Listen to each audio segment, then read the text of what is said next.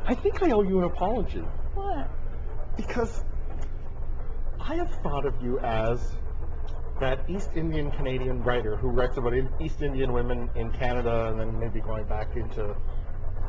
Man, did I get it wrong? Because Really? this collection is... It's all sorts of different voices, and every one of them I bought, and they were all completely different. Yes. And wow. Good.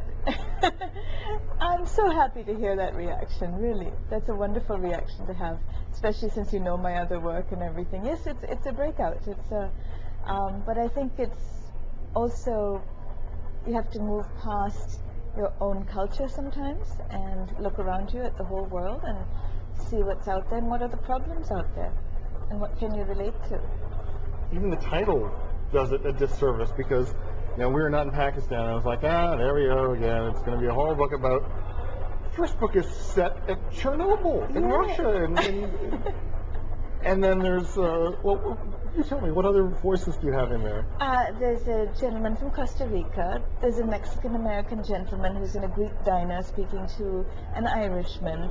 And then they're accosted by a Greek waitress. And then there's an illegal immigrant, Carlos, who's a tomato picker originally, and he's an illegal immigrant. And then there's Kathleen, who is an Irish girl who's about 16 and just has a very different teenagerhood than I did. I mean, she's complaining about things like no laptop and no cell phone, you know. We didn't complain about those kinds of things when I was growing up in India. And so I have... There's even a dog. Oh, there's a dog, narrator. yes, Lhasa Apso. Isn't he funny? He's terribly funny, but he can comment. He's on the inside, you know. He can comment on things that a lot of people wouldn't see. So... I was really taken away by the variety of the voices. Good. And how skillfully you did it, because at first I thought, oh, she's doing a Russian. Well, how this is going to be... No, I completely bought into it. You've got a real gift for hiding and listening and voices. Well, I think it seems easy now, you know, but the process itself is not very easy. How long did it take to put this collection together? I think I started some of the stories in about 1998, and about the time I had about 25,000 words, I realized that they were thematically linked.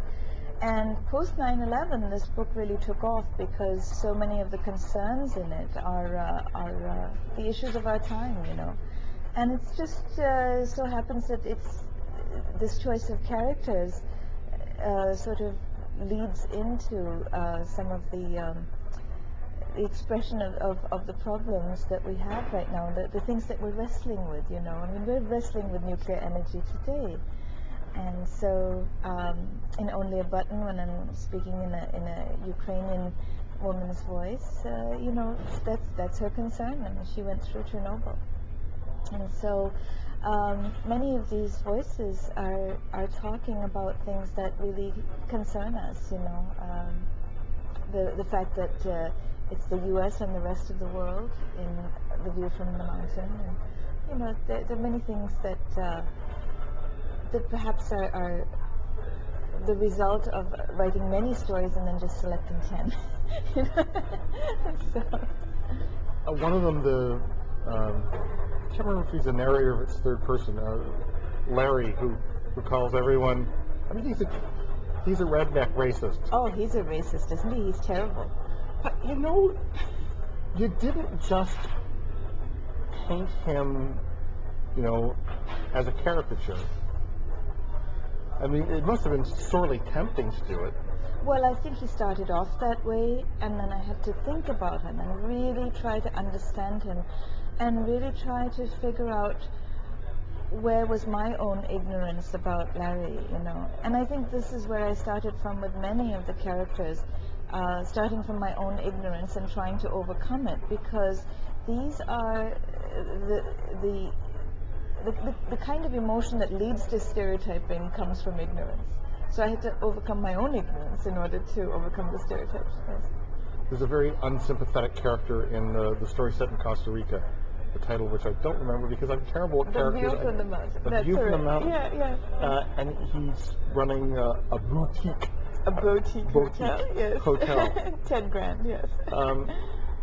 In a lot of ways, I thought he was the most tragic figure in the book because he's doing really well in Costa Rica, and he manages to bring the narrator out of alcoholism. Yes, he manages to do so much good. And then 9/11 happens, and Yes. And then he isolates himself and he gets cancer. that one was the closest I thought to going incoming metaphor. I mean, because it felt like, well, that's America. I think I came away from that story, feeling that, but I didn't feel that when I was writing it, and hopefully you don't feel it when you're reading it, while you're reading it. But afterwards, I think that would be a decent explanation of where that came from. But I can't say that, I went in saying, okay, this is going to be a metaphor for the U.S. as I know it today. But it just happens to turn out that way, yes. So the subconscious speaks to you, and says things that you just cannot say out loud sometimes. The book is We Are Not in Pakistan, a collection of short stories from Shauna Singh Baldwin and We Are Not in Pakistan, published by Goose Lane.